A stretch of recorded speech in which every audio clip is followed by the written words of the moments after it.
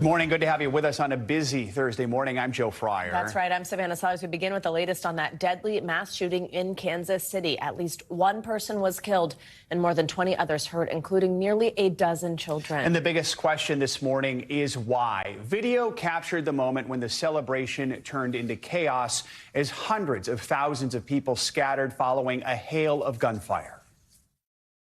We just dropped down to the ground. My daughter tried to climb on top of me to protect me. And I tried to just hold her so nothing would happen to her. Amid the panic, officers were able to take two people into custody while fans appeared to tackle and pin down a third suspect. According to the Gun Violence Archive, yesterday's shooting was the 49th mass shooting in the U.S. this year. Parades, rallies, schools, movies, it seems like almost nothing is safe. And we had hundreds of law enforcement there working hard today. But in a matter of seconds, someone who wants to disrupt anything can change not just one life or two lives, but almost 24. We have full team coverage of this story. In just a moment, we're going to speak with Melissa Clarity. She was at the parade and ran from the gunfire with her 16-year-old daughter. Let's begin, though, with NBC News correspondent Ellison Barber, who is in Kansas City this morning. So, Ellison, what's the latest on the investigation? Joe, right now, police say there have been at least 22 people who were shot in this incident, and there has been at least one confirmed fatality. One thing they keep cautioning is that this is still a very fluid situation. Those numbers, they could possibly change again. The fire chief for Kansas City says when they immediately responded to this event, at least 8 of those gunshot victims were determined to have what they considered immediately life-threatening injuries. Of those 22 people who were shot, at least 9 were children. In a statement provided to NBC News, a spokesperson for Children's Mercy Hospital said they treated 12 patients. 11 were children between the ages of 6 and 15. They say 9 of the 12 children had been shot, but all of them right now, they say, are expected to recover.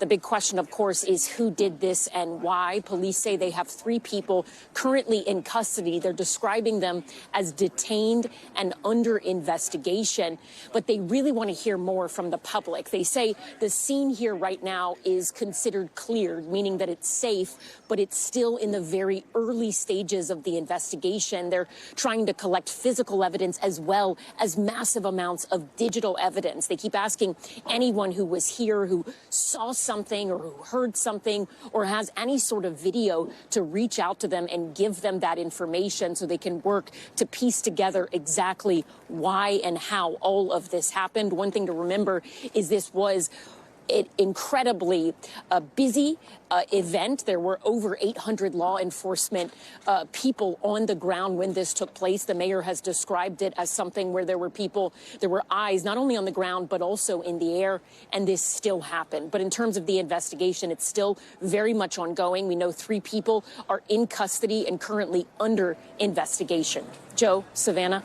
Ellison, overnight, we learned the identity of the woman who was killed in the shooting. What do we know at this point?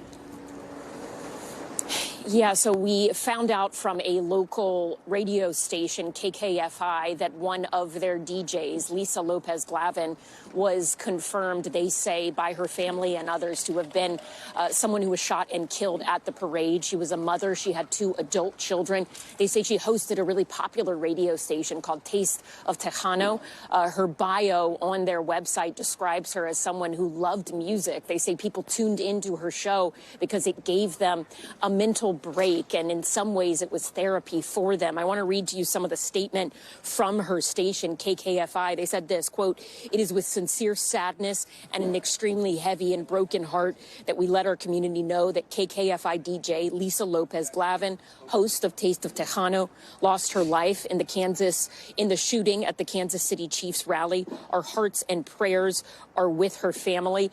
As friends and family start to talk, there's local reporting that just describes describe her as someone who was absolutely full of life. They say she was at this parade because her son was a huge fan of the Kansas City Chiefs. They, like so many others, came here thinking that they were going to have a beautiful day, one of celebration, good memories with their friends and loved ones, and it turned into anything but that. Savannah, Joe. I mean, Ellison, that's what hundreds of thousands of people thought they were doing, was celebrating this win. What are we hearing from the NFL and from the Kansas City Chiefs?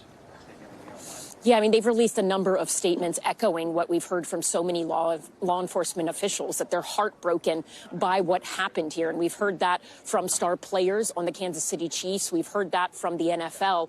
They keep reiterating that this is something they feel like it shouldn't have happened. We know it shouldn't have happened, but it did. And they say their support and love is with the victims and also with law enforcement as they continue to investigate this. Joe, Savannah. Ellison Barber in Kansas City. Ellison, thank you so much. Let's now bring in Melissa Clarity. She was forced to run for cover with her 16-year-old daughter when the shooting started. Melissa, thank you so much for being here. We are so glad you and your daughter are safe. Obviously, we can't imagine what this experience must have been like for you both, but just first tell us, how are you feeling this morning? Still processing this morning. I really didn't get any sleep last night, so it's kind of just been a really long day. We can understand that. If you don't mind, take us back to yesterday, just the atmosphere and what you saw and what was going through your mind once you realized that there was a shooting happening. Honestly, I'm not sure what was going through my mind. You know, it was a great parade. It was a great rally. The problem is that it was over. And so everybody was headed towards the exits. And all of a sudden, somebody starts shooting. It was terrifying. It was shocking. I think we froze in place for a moment, just trying to process, what do we do? Where do we go? And what did you do? Where did you go once you started hearing that? We just kind of turned around the other direction from where we were headed and ran away. We were trying to get back to the top of the hill where our shuttle bus was supposed to pick us up. How's your daughter doing this morning? And as this was unfolding, how are you helping her and explaining to her what was going on? I think she's doing okay. She's a very strong child. But it's tragic, and she is going to have to work through this. And I'm just trying to let her know that she's not alone. And we're thankful that we were among the victims. So many people are thankful for that. You are grappling with this. The country is grappling with yet another mass shooting in this country, 49th mass shooting this year. What is it you want people to know about your community? Kansas City is a very strong community. We are always together, no matter what, and we will get through this. Melissa Clarity, we're so glad you and your daughter are okay. We really appreciate you joining us this morning to talk about it. Thank you. Please take care. The shooting in Kansas City is just one of several attacks that have unfolded during public celebrations in recent years. NBC News senior national correspondent Stephanie Goss takes a closer look at the growing number of shootings at these events. They're asking people to get down. Another city is reeling from a shooting at an event that was supposed to bring people together in celebration, only to end in violence. The Kansas City Chiefs celebrating a championship win, just like Denver this past June, when the Nuggets won the NBA title. 10 people were shot and injured in an area where fans were celebrating. Police said multiple weapons were recovered, along with at least 20 rounds. This unnecessary instance of gun violence that occurred literally in the midst of thousands of community members who were peacefully celebrating. Police say they believed drugs may have played a role. In recent years, holiday celebrations have also become targets. Like in 2022, the July 4th parade at Highland Park, Illinois. 15 minutes into the festivities, a 21-year-old man opened fire with a high-powered rifle from a rooftop, according to authorities. 7 people were killed and 48 injured. I think the problem is guns. I think we've got to get, a strong leadership that cares. In 2021, the theme for the annual Christmas parade in Waukesha, Wisconsin, was comfort and joy. But a man with a long history of mental illness slammed his car into the crowd. 6 people were killed and over 60 injured, some critically. Large outdoor gatherings are complicated events to secure, made more difficult by the prospect of people being armed in the crowds. We were here for a safe celebration, and because of 2 bad actors or more, it is why we're standing here today. Our thanks to Stephanie Gosk for that report. Well, former President Trump is expected to attend a hearing today here in New York in the criminal hush money case against him. We expect to learn more details about the upcoming trial against the former president, including a potential timetable for the case. At the moment, the trial is scheduled to begin on March 25th. Trump is accused of falsifying business records in connection to hush money payments made to adult film star Stormy Daniels during his 2016 presidential bid. He has pleaded not guilty to the charges. For more on what we can expect today, we're joined by NBC News national correspondent Yasmin Vasugian from outside the courthouse in Manhattan. And we have NBC News legal analyst Danny Ceballos here in studio with us. Good morning to both of you. Yasmin, I will begin with you. Just bring us up to speed on this case and how we got here. What are some of the key issues the presiding judge is expected to address today? So essentially today is addressing some of the motions that the former president and his attorney have filed so far, along with setting that trial day, right? You talked about March 25th. A lot of the folks and sources that I've been speaking to think that date is likely going to stick. It could kind of toggle 1 day or 2 days this direction or that direction. But nonetheless, we're looking at March 25th for this trial date. Also, the motion to dismiss by the former president of the United States and his attorneys, Judge Marchand, is going to be addressing that today. Court is likely to be in session just for a couple of hours this morning, starting at 9 a.m., likely to recess around noon or so. And we're looking at that March 25th date. If we take a step back, guys, for a moment to think about how we got here, right? April was when the former president of the United States was indicted. And back then, by the way, it was history in the making, right? The first president ever in United States history to be indicted. That has now since changed, since he's been indicted multiple times since then, 34 counts leveled against him. The charges against him by the prosecution are that he essentially paid Michael Cohen hundreds of thousands of dollars and wrote it down as legal fees, when in fact that money was used to pay off Karen McDougal, Stormy Daniels, and a doorman as well, for alleged affairs, extramarital affairs that he had. The former president has denied that he had. We are looking at this trial date and the likelihood of this trial going on for a month, 5 or 6 weeks. And let me just say this is a criminal case. This is not a civil case. For instance, the E. Jean Carroll case that we watched just around the corner, in which the former president has to pay out $83 million. He's going to have to be here every single day. Today is voluntary, but once this trial gets up and going, he's going to have to be here every single day for that, inside, of course, of this primary calendar. So, Danny, let's bring you in here. As Yasmin mentioned, it's been 10 months since this indictment. Trump has called this a political prosecution. What does it prosecutors have to do to prove this is not a political prosecution to win this case? They don't necessarily need to prove that. The argument is selective prosecution. I've made the argument myself. It never wins. You can only find maybe a handful of cases where it does work, because when you think about it, all prosecution is selective. Prosecutors have limited resources. They select who to prosecute. It's akin to saying, hey, that guy over there is doing the same thing. Why don't you go prosecute him? As we know, in families with kids, that argument doesn't work. And similarly, in court, that doesn't work. Trump makes some other arguments, for example, that the checks he wrote were personal, and therefore these are not business records within the meaning of the law. That will likely not work. Also, he argues that pre-indictment delay, in other words, prosecutors waited too long to bring this case. They knew about it years ago, and they waited and sat on it, and that delay, and I can tell you, it does prejudice a defendant if a prosecutor waits for decades to bring, say, a murder case after witnesses have gone away and died and disappeared. I've made that argument myself when the government has brought a case decades after the alleged conduct. So that is not likely to win here, where we're only talking about maybe a handful of years, and when Trump lived outside of the jurisdiction, which effectively pauses the statute of limitations. Yasmin, this case is one of several legal fights that Trump is facing simultaneously. Yeah. For example, in just a moment, we're going to switch gears and talk about what's happening down in Georgia. Compared to the other cases, how serious are these charges Trump faces in this hush money case? Kind of mind-blowing, right? I mean, you and I, Savannah and Joe, have talked over the last couple of weeks with all these cases that have been ongoing. I'm looking at a trifecta, right? You got Engoron just down the street. We're awaiting a decision from him tomorrow, likely, right? You had the E. Jean Carroll case 2 blocks over that way as well. Then you got the Florida Mar-a-Lago documents case. You got the Georgia case, which you just mentioned, which we're going to be talking about in just a moment, obviously with Blaine Alexander down there. You've got a lot going on here for the former president of the United States. This is an E-class felony.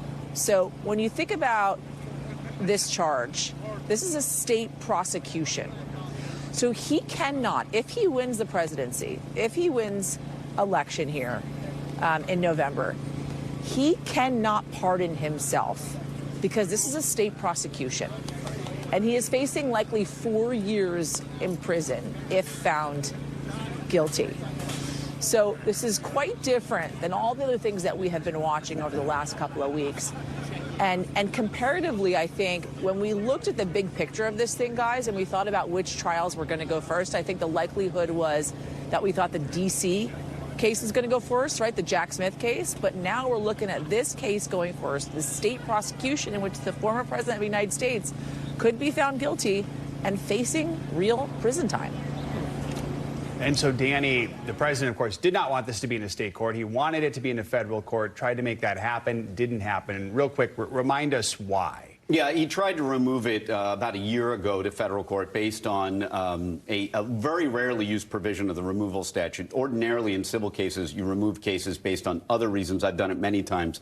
But in this case, it had to do with essentially being a federal officer, being the president, trying to get it to federal court. Wasn't likely to prevail. It would have been a major strategic advantage. But, you know, look, going forward, you're in state court. The only thing I have to say, I have to agree with Yasmin in that, I mean, whoever saw the New York case going forward before any of the other cases. It's in state court. State court always moves more slowly than federal court. If I would have picked this 4th out of 4 of the criminal cases to go forward in timing, and here it is, it may go forward. But again, save the tape. Even if they set a March date, things happen. That is a Latin principle in the law. Thing is happiness. Right. That is it. Yasmin, thank you so much. Danny, you are sticking around for us, actually, as we move down to Georgia. Yeah, what could be a dramatic hearing that might determine the fate of another case against the former president is going to play out in a Georgia courtroom today. We're talking about the Georgia election interference case. Today, a judge in Fulton County is set to hear evidence about the misconduct allegations against District Attorney Fani Willis and Special Prosecutor Nathan Wade. Earlier this month, Willis acknowledged a personal relationship between the two, but she denies the relationship was improper and says it's not grounds for removal. Superior Court Judge Scott McPhee said earlier this week it's possible Willis could be disqualified from prosecuting the case if evidence shows that she benefited financially from their relationship after hiring Wade. NBC News correspondent Blaine Alexander joins us now from outside the courthouse in Atlanta. Danny Savallo sticking with us as well. But Blaine, let's start with you. What exactly is going to happen today in this hearing? What's at issue? Well, guys, good morning to you. This really could be a pivotal moment here in the Georgia election interference case. And I'll tell you why. We all remember now that it's been more than a month or so since those bombshell allegations first came out. One of Trump's co-defendants, Michael Roman, alleged that Fani Willis, Nathan Wade were having a personal relationship and that she was financially benefiting from that. Since those claims came out a little more than a month ago, there has been a flurry of just filings and motions and allegations going back and forth. This is the first time, however, that a judge is actually going to hear evidence. So this is kind of the moment where the rubber hits the road when you talk about the things that has upended this Georgia case, or at least certainly thrown it for a loop. And now finally evidence will come to bear. So the hearing gets underway at 9:30 this morning. This is an evidentiary hearing. As for what we can expect to happen, it's first important to note that Ashley Merchant, the attorney for Michael Roman, says that she has witnesses who will, one, talk about the timing of their relationship, when that began. I know Danny's going to get into that a little bit later, but also talk about what financial benefit came to the DA. That's what they're alleging all along. Now, I do want to say that Judge Scott McAfee already kind of gave a little more stakes to this on Monday during an earlier hearing as to who would testify, because he said it is possible possible that the DA could be disqualified if the evidence shows that there was a conflict or an appearance of a conflict. So Fani Willis did not want this hearing to happen. She fought to have it not happen. The fact that it's even proceeding today is already at least a bit of a blow to her, guys. Danny, as Blaine just mentioned, a key part of this is the timing of this relationship. When did it start? Why is that so crucial here? I said this weeks ago on this show that you go to any criminal courthouse in America and everybody is dating, whether openly or in secret. So that's why the timeline is crucial. If this relationship happened after Fani Willis appointed this special prosecutor, then there's the argument that, oh, well, you know, we were just colleagues and then we fell in love as we were going over documents in this criminal case.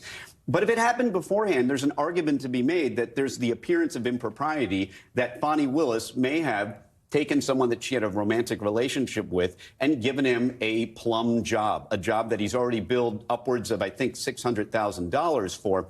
And then the argument is that $600,000, some of it came back to Fani Willis. It's really a kickback without being called a kickback, that Fani Willis may have said, hey, I'm going to give you preferential treatment, and then you and I can go on vacations together because you're going to get paid by the state. It is a critical inquiry. If the relationship already existed when he was appointed, that is a decent argument. If it came up afterwards and then they became romantically intertwined after the appointment, then the argument weakens. But look, I mean, the judge already indicated there could be the appearance of impropriety. He's looking for that. So the defense here has a shot. Blaine, you already mentioned some of the people we could hear from today. Any other witnesses we're expecting to hear from? Could Willis and Wade take the stand? That is a possibility. And one thing very quickly, I want to touch on something that Danny said. Both Willis and Wade have strongly denied that there was any financial benefit. They said that they've split their vacations roughly evenly. So basically, they're very much pushing back on this. And Willis's team all along has said that this is nothing but tabloid fodder. So that's the stance coming from the DA's office. Now, as for who could take the stand today, both Willis and Wade have been subpoenaed. They fought to quash those subpoenas, and the judge on Monday said he's not going to do it just yet. He wants to wait to see what happens once this hearing gets underway. So who we're expecting to hear from either first or very near the top of this hearing is a former law partner of Nathan Wade's and somebody who represented him for a short period of time during his divorce proceedings. He, according to Ashley Merchant, who's the attorney that's kind of set this whole thing into motion, she says that he can place the timing of the start of the relationship before they started working together on this case. To Danny's point, you understand why that's so important. So once he takes the stand, he's somebody that Judge McAfee on Monday, for instance, described as her star witness. So certainly there will be a lot of interest in what he has to say exactly. And then the judge will proceed from there to see who else needs to take the stand after that, guys. So, Danny, there's the timeline question, the money question, this vacations question. What specific type of thing would Judge McAfee need to find to actually say, OK, that's misconduct? And then tell us, what does this mean for the case more broadly, for Trump's election interference case? I'm glad you asked that question because Judge McAfee doesn't need to find misconduct. He needs to find only the appearance of impropriety. Those are magic words that disciplinary boards and ethics boards for attorneys use all the time. It's not always when you're dealing with an alleged conflict of interest, there doesn't need to be anything actually improper. For the job of attorneys and judges and everything to survive, the view is that you must guard against not just improper conduct, but the appearance of impropriety. And Judge McAfee said as much. If he sees that there is the appearance of impropriety, even without anything actually improper, he may disqualify. And that has always been the standard. And that is to protect not only citizens, but the legal profession itself. All right. Blaine, thank you so much. Danny, we will not ask you to stay and do the weather. You could, though. It sounds kind of fun. All right, there's more snow for the East Coast this weekend. Let's get a check on your weather.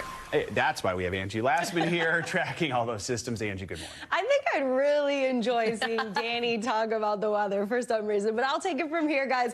We've got another couple of storm systems that we're going to track over the next couple of days that will bring some snow to portions of the Great Lakes and eventually the Northeast. Here's the deal right now. We've got 17 million people people under these winter alerts. They are expanded across parts of the Great Lakes. We've got some interior New England areas involved in those alerts as well. And you can see the system is moving right along. This is going to be a fast mover over the next day or so. We've got the snow drapes across basically portions of Wisconsin, Michigan. We've got mostly rain for folks across Indiana and Illinois, Chicago, waking up to some wet roads this morning. But it's the slick conditions across Michigan and Wisconsin that you're going to have to be aware of here as you get out the door early this morning. Detroit not in on that action just yet, but you will see that here as we go through the next couple of hours. And then it moves into the Northeast. We're going to see mostly snow for this region, and it's going to be light. This is a fairly weak system that's moving pretty quick, so not a whole lot to worry about as far as accumulations are concerned. But we'll get another round of some lighter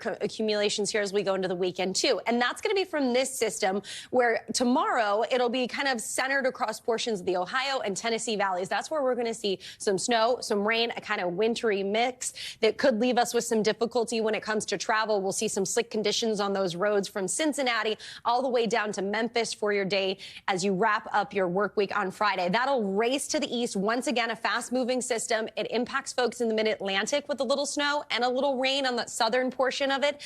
But we'll also see some snow across portions of the Northeast. It'll be blustery as well, so the chilly conditions are going to stay with us, and we've got a bit of a breeze, so it will be a little bitter cold out there.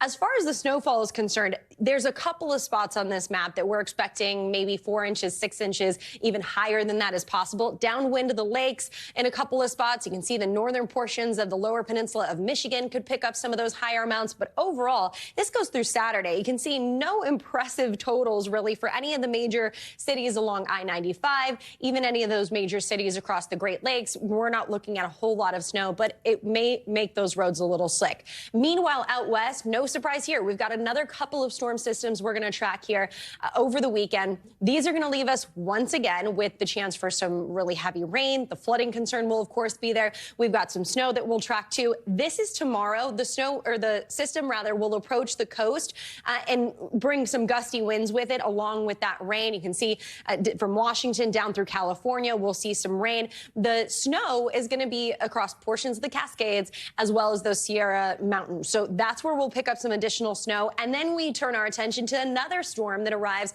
just in time for the end of our weekend. This is Sunday. It'll near the coast. Once again, more snow, more rain, and the flooding concern will be there because we've got anywhere from an inch to 3 inches, even 5 inches of rain possible for folks across this region as we get through early next week, guys. It'll be another system that's going to be difficult for folks there when it comes to the flooding, the landslides, the mudslides. We've seen it all so far this many times this winter. Yeah, wet winter for the West Coast. Indeed. All right, Angie, thank you. Thanks for watching. Stay updated about breaking news and top stories on the NBC News app or follow us on social media.